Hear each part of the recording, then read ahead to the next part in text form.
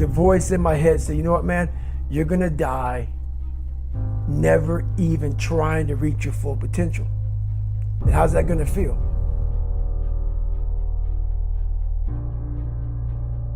I'm a guy that likes to sit back, watch TV, and eat pizza. I was lazy. That's who I am. When I got in the military and I started gaining this weight a lot, my standard breakfast was 8 cinnamon rolls, basically, I think 6 to 8 scrambled eggs, half a pound of bacon, Fruity Pebbles, Lucky Charms, whatever it may be. That was my standard breakfast. Whatever I wanted, I did. And that's where I started seeing myself get further and further away from my true self. And your true self is found, honestly, in that very uncomfortable zone. The first 5 hours of my day, I am very uncomfortable. Not wanting to be just, uncomfortable, I put myself in the dungeon every day, off jump, out of bed. It starts. I have this haunting voice in the back of my head. A lot of us have it. We just ignore it. And it was there for years. So I knew in the back of my mind that I could pull off this whatever I wanted. I knew I could. I knew that, but I was afraid of the work. Because I wasn't gifted with brains. I wasn't gifted with God-given talent as far as like athleticism. So I knew to get to where I had to go, to be in the same playing field as these men, to even try out for this program, I knew the work was going to be something that I didn't want to even attack. So I was just putting it off. It haunted me. The voice in my head said, you know what, man? You're going to die never even trying to reach your full potential. And how's that going to feel? We all have two people.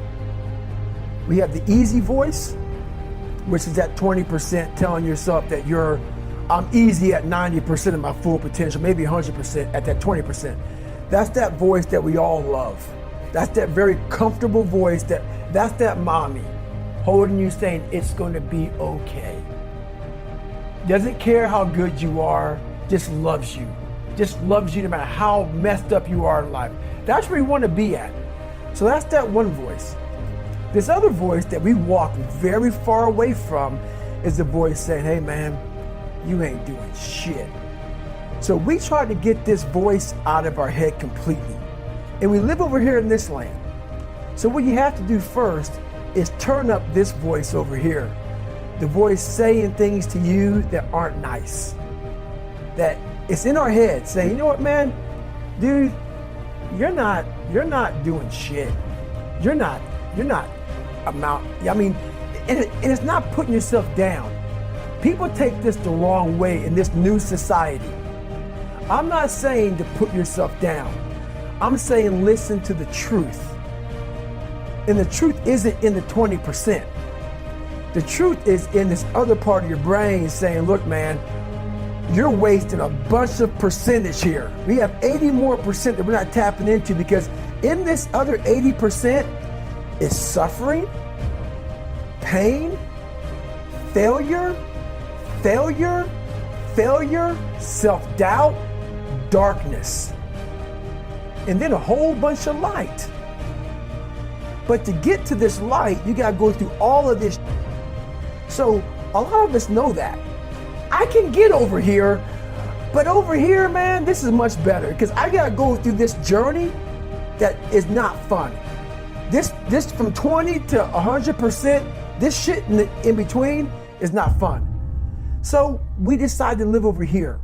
So everybody goes, how do you do that? You know exactly how to do that. You know exactly, it's not a magic trick. It's all back down to a very primitive mindset of we just have to do. It's like breathing.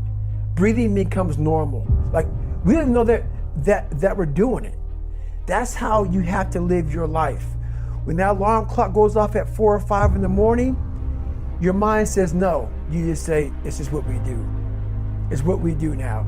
Because to get to where you want to go, the amount of pain involved, I'm not saying physical, I'm not saying you got to break yourself off. The amount of mental pain of how many times you're going to have to do something that you don't want to do to get to where you want to go is going to be, there's going to be more times you do something that you don't want to do than you are going to want to do it. And that's your new norm. That's your new norm. So then it's like breathing. And then once you do this over and over and over again, it becomes like breathing. I don't want to live this lifestyle, but to get to the other side of this, I have to. So if you really want it, you realize what trying is and what trying is not. Everything in my life, when something got hard, I quit. If it was reading, that's where, I wasn't great at reading, I wasn't great at writing, so I just quit. I couldn't catch on as fast as you. I had to work harder than you, so I quit. I wasn't great at things, so I quit. I'm not good at this. Like, man, if I could just go that distance, that extra mile, to just go, just to finish. I want to finish. I want to feel victory. And victory for me wasn't winning, it was just finishing. But what I realized, the best feeling I had was when I was by myself trying to lose this weight. I had to lose it in literally less than 3 months. 106 pounds in less than 3 months. And literally, I started feeling victory just by putting myself in the battle. It wasn't about going to Navy SEAL training. It wasn't about being the 23rd guy in that chair. I started realizing, man, just by going to war with myself every day and putting these challenges and these goals and these obstacles, these insurmountable obstacles. So it wasn't about losing 106 pounds. Me losing 5 pounds was an accomplishment. Me losing 10 pounds and then 50 pounds. And then the more I did this, the more I gained confidence. And then the more I gained confidence, the more I realized these Navy SEALs, man. These guys can't do what I'm doing right now. I had no coach, had no trainer, had no money. I didn't know how to lose weight. I had no knowledge of what I was doing. I was just working. I was just sacrificing. And then through that, all these different tools started coming up.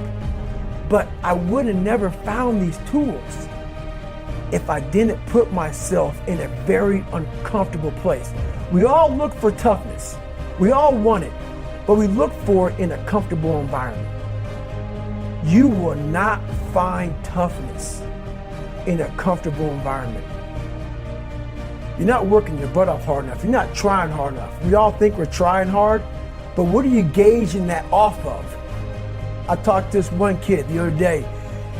College is kicking my ass. I said, what are you gauging that off of? I go, are you trying? He goes, yeah, I'm trying my ass off. I'm studying hard. I go, what are you gauging trying hard off of? Well, in high school, I didn't have to try at all. And I made great grades. In college, I'm trying hard. You're trying hard compared to what you did in high school, which was it came easy to you. So your reality is something that you created off of something easy. So you trying hard is 2 hours of studying. I'm going to tell you the difference in trying hard and trying hard. Trying hard is something in your mind just doesn't stop. We 2 hours isn't enough.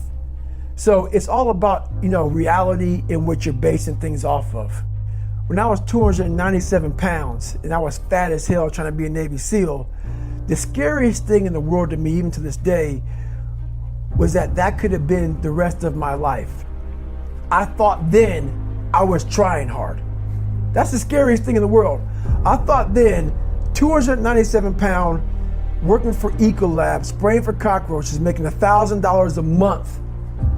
I thought that was me at my 100% potential. Come to find out, a few years later, I wasn't anywhere near that. 106 pounds less, graduated Navy SEAL training, went on to do all these other things. Looking back on that, that was me trying hard. That's why people gotta understand what is in us. We have no idea until we start trying hard. And I mean really trying hard, where you're obsessed with, hey, this is my new norm. My new norm is that, wow, this isn't always fun. It's not always meant to be fun. And that's when you know you're trying hard.